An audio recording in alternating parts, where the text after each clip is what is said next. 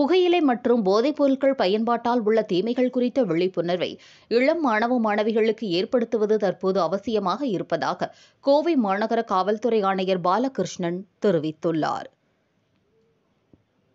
கோவையில் children charitable trust பெண் குழந்தைகள் இல்லத்தில் புகையிலை தடுப்பு தினத்தை முன்னிட்டு போதைப் பொருள் குறித்த விழிப்புணர்வு நிகழ்ச்சி நடைபெற்றது.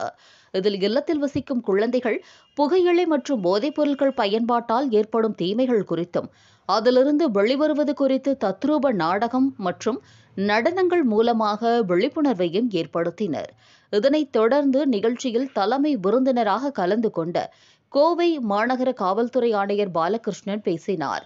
அப்போது பேசிய அவர், தற்போது திரையரங்குகளில் திரைப்படத்திற்கு முன்பாக காட்சியிடும் புகையிலை பயன்பாட்டால் ஏற்படும் பாதிப்புகள் குறித்த காட்சிகள் காட்டப்படும் படங்கள் மிகுந்த பயத்தை ஏற்படும் வகையில் இருப்பதாக சிலர் தெரிவிப்பதாக கூறிய அவர், ஆனால் அதுபோன்ற பயத்தை ஏற்படுத்தும் காட்சிகளை சிறுவயது மாணவர்கள் பார்ப்பதால் புகையிலை பொருள் பயன்பாட்டால் ஏற்படும் தீமைகள் குறித்த விழிப்புணர்வு அதிகரிப்பதாக சுட்டிக்காட்டினார்.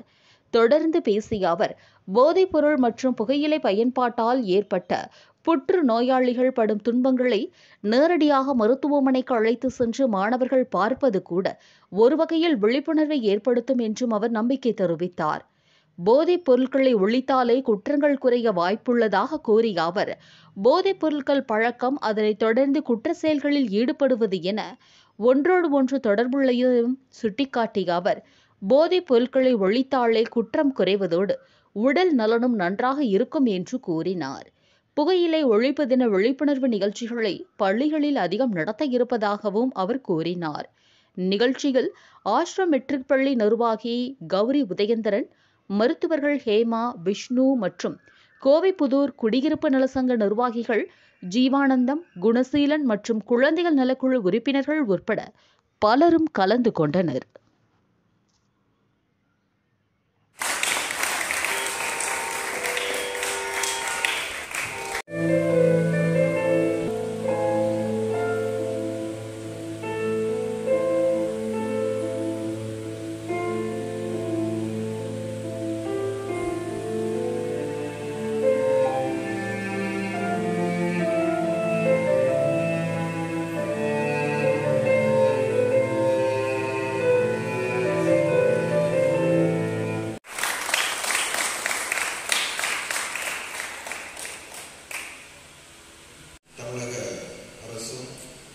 காவல்துறையும் மிக முனைப்பாக பல்வேறு நடவடிக்கைகளை எடுத்து வருகின்றோம்.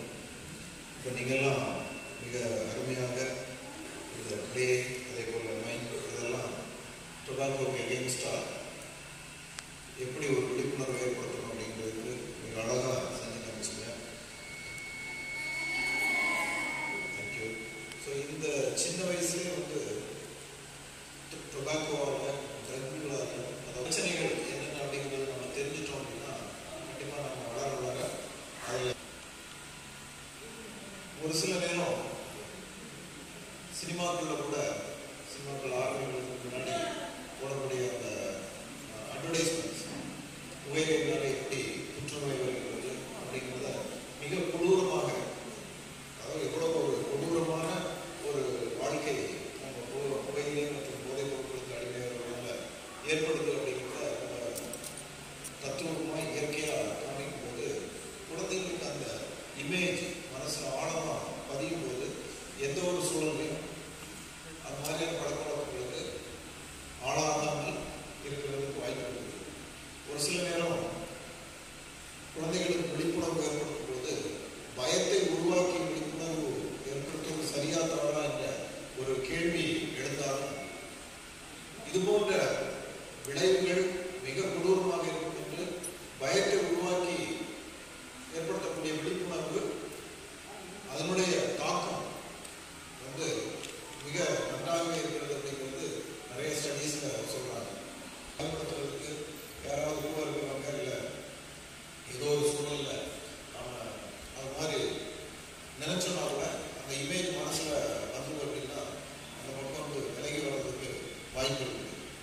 பெரும்பாலான நேரங்களில் இந்த போதைப் பழக்கங்களும் கூட இருக்கக்கூடிய பியர்ஸ் ப்ரெஷர் அப்படின்பாங்க, அதாவது கூட இருக்கக்கூடிய நண்பர்கள் இல்லை நண்பர்கள் போல முன்மாதிரியான